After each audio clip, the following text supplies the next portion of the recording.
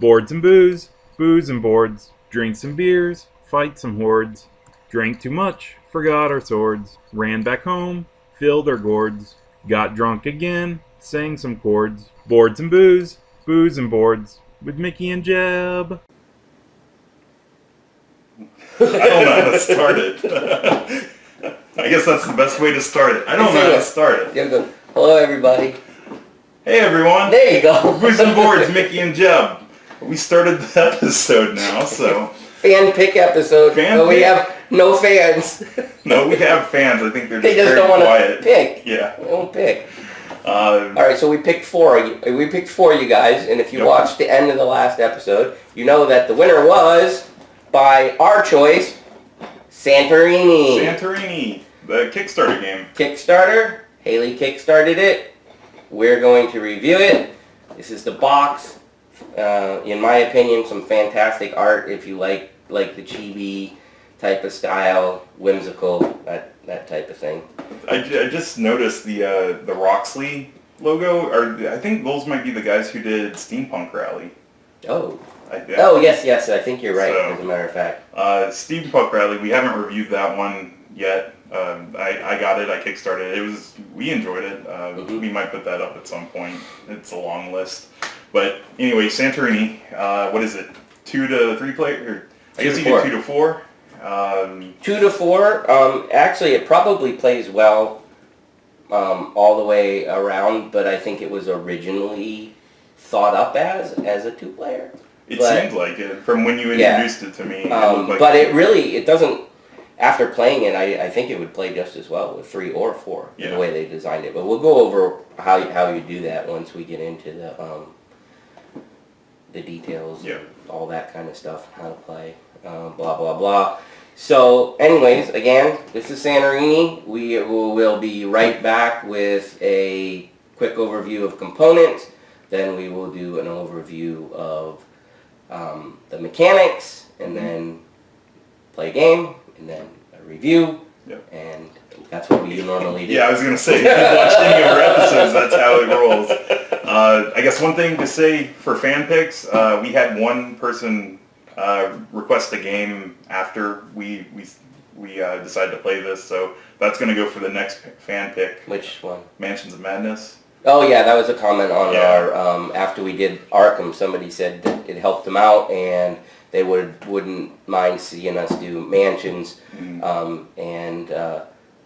With, just as a side note, second edition is pretty cool. It makes the game way more streamlined, but still a great game. So, anyways. Yeah, I was just going to say, so that person requested something, and they're pretty much going to get it. So right, and if you want to see something, you can request it, and we will prioritize that higher than our other random bonus episodes and stuff.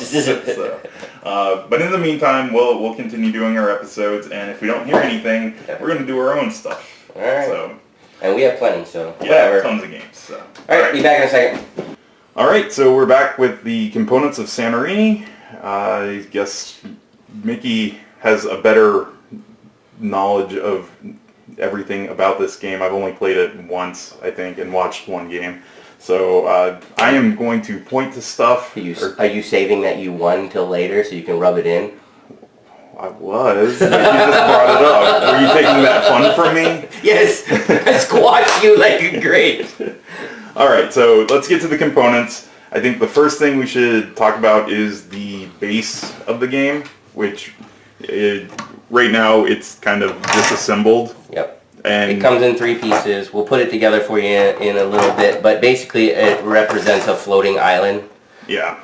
So Jeb's got it totally upside down. Well, that's cool. I didn't assemble it. All right, so I guess the next thing are the people, and that's what the players of the game are controlling, right? So these are the people that you use on the board, and when we told you about the game, I know we said it was 2 to 4 players, so why is there only 3 sets? Okay, so just real quick, if you play with 2 people, you play with the pair. If you play with 3 people, you play like that.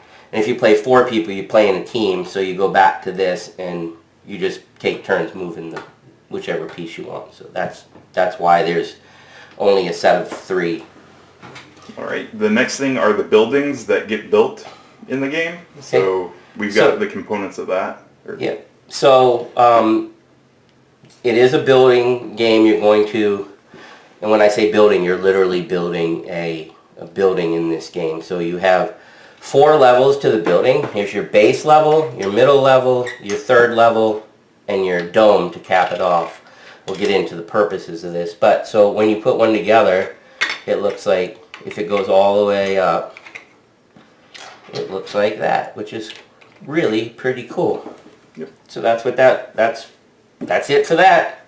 And that's all you would need if you're just playing the bare bones of the game. Yep, you can literally play the game with just this. But as you can see, we have 2 decks of cards. Right. These are the gods in the game, and this is what really makes the game even cooler than it already is. So you can play the game with the god cards, and they give each person a different power. So you compete against, so like if Jeb had that and that had this, I would have That's totally off screen. oh, sorry. Jeb would have Pan's power, and then I would have Demeter's power. Demeter, I don't know how to say his name. Anyways, you get my point. So that makes it just a totally different game. And that is really it for the components. Right? What are the difference between the 2 decks? Oh, the 2 decks. Good. Glad you asked, Jeff. So down in this corner here, the little magenta colors, and I think it's 1 through 10. These are the starter gods. These are what they recommend that you start with. And then these are the more advanced gods, and they have a blue symbol here. The Kickstarter set also came with an expansion that adds even more gods and abilities, but we're not going to get into that. And so on the card itself, it just has the name, the picture, and their ability. So yep. there's not really too much to the card. And I think all the powers are listed and in the rules. This is the rule book. All the god powers are listed right in there in case it's everywhere. In case you want, because they didn't put verbally what the powers do. It's just pictures, so you can just reference that real quick, and you'll know what it does for the rest of the game. And that's everything for components in this game. I think there might have been like some extra Kickstarter stuff. I don't know how that plays in. But Yeah, the we extra won't worry about that. The only, like I said, there's an expansion that got kickstarted, and I don't think that comes with retail. And they also got a cute storybook to go with it. That's basically a poem, and it's really pretty cool. But anyways. So yeah, that's it. All right, so we will start with the setup of the game, right? Yep. All right, we're here for setup, right? Yep, which is probably going to take about 5 seconds. 2 minutes, maybe. All right, so the first thing you need is the base. Notice that you have little holes and the big holes. Next is the... And then the little island part. Notice that it goes like this. A lot of times people try to do it like this. That's incorrect. It goes like this. Find the big tabs. Line up the big tabs on the... if I can find them.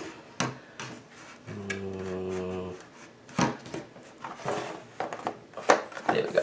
Alright.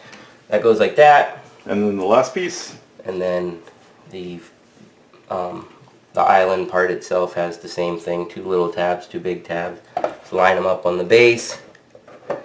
That, and it's nice and secure, and it's pretty cool looking. It's really kind of a neat game board. Oh, yeah. Let's see if they can see that. Yeah, look at that. 3-dimensional. Yep. That's how you got to play the game too. It's very cool. Okay, and then this is technically the way you set it up, so you don't have to play it like this. You can just do random stuff yourself. But the way the rules say, what you do next is, well, of course, if you're however many people you're playing with, you take the playing pieces. But the challenger goes through the god cards, and if you're just playing with that, then you just use those, or you can mix them all together, or however you want to do it. And the challenger picks a number of gods equal to the number of players. And then, not starting with the challenger person, each player picks a god. The challenger gets the last god left. So if it's just Jeb and I pick 2 gods. I want to be the challenger. Okay, Jeb's going to be the challenger. Alright, so I pick these 2. He picks 2. He and doesn't know them yet. And then I get to look at them, pick 1, and then Jeb gets the remainder. Okay? And then the challenger gets to also decide who goes first. And this doesn't matter how many people, 2 to 4, however you're going to play it, he decides who goes first. And then that person, whoever's going first, takes their 2 people and places them anywhere on the board that they want. And then the next person does the same thing. So I would do something like that. Then you're ready to play. That is literally it for setup. Pretty quick setup. One thing to note, that in the rule book, and most of this comes into play with the expansion, but when the gods are picked, you need to double check and make sure they're compatible. So I guess they play tested this game fairly well, and there are some gods that are just broken with certain combinations. It's all listed in the rule book, but that's the only thing I can think of that you need to note. So that's just an aside. But anyways, after that, you're ready to start playing. So I'm going to just jump right into it. Let's jump right into it. Okay, so the mechanics of the game are super, super simple. And I'm going to talk about the mechanics without god powers because they're all different, and it just modifies either a win condition or what you can do on your turn. The mechanics of the game is move a figure and build, in that order. Not build and move a figure, not just move, not just build. Move and build. If you can't do that, you lose. Okay? So, for instance, if I'm the blue player, I move my figure. And then I build adjacent to my movement. Jeb would like to say something right now, and I'm going to let him do that. So movement is defined as moving to one space that's adjacent to where you're at, and that includes diagonals, right? That is correct. The only place you cannot move into right now, we'll get to the later, is into a space with someone else. Right. So you can only occupy a space. Only one figure occupies a space, and like Jeb said, it's just an adjacent, and all directions are a legal move. For now. For now. Okay, so if I move, I can go, I'll go back to where I was. Now, there's not much on the board, so I have to build. So you take the base level, which is the fattest one, I guess you can call it, and I can put it anywhere adjacent without a figure from where I landed. So in this case, I can put it here, or here, or here, or here, or here, or here. These 2 spaces are blocked. So just for learning purposes, I'll just leave it right there. Now, on future turns, or if the next player or whatever, I will go and say I move here because that's adjacent, nobody's in it. And then for my build, I have limited options. I got here, here, here, and here. So for my choice, I'm going to build on that one. Okay, and this is great because Jeb has led to the first thing one of the first things that you need to know. You can build any level from where you are adjacently. And what do I mean by that? So like Jeb, it doesn't have to be up here to build this level. He can build it from down here. I can be on the ground and build either the first, second, third, or... If he moved here the next turn, he could build the next level. If he moved here the next turn, he could dome it off. It doesn't matter how high you are or how low you are to build. If I said that, yep. It makes sense. Okay? So... And once you dome something, nothing can be built. That's right. which, why is that important? Because once you dome something, you can't win. Oh, the win condition, other than not being able to move, is this. If there is a 3-level building, if you can get your figure on the top, you win the game. But Mickey, how can they get to the 3rd level?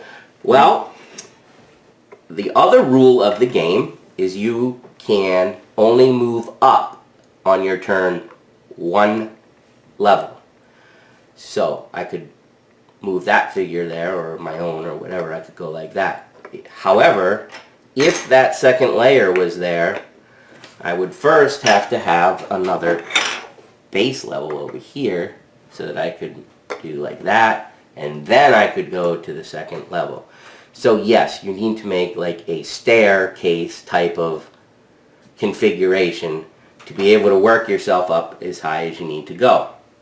Also notice that if I go up here for my move, for instance, I can still build all the way around on any of these ones that don't have a figure. So I can build a base down here. Remember, you can build anywhere adjacent any level. The key to remember is I can only move up once, but I can jump down as many levels as I want. Okay? So, recap of the rules. Move and build. You must move and then you must build. On your turn, you are only allowed to go up 1 level. You may not go up more than 1 level. I cannot jump to a 2nd level. Or if I'm here, I cannot jump to a 3rd level. Has to be 1 level at a time. You can always jump down. Well, I would have won the game if I was there. Right. But you can always jump down as many levels as you can.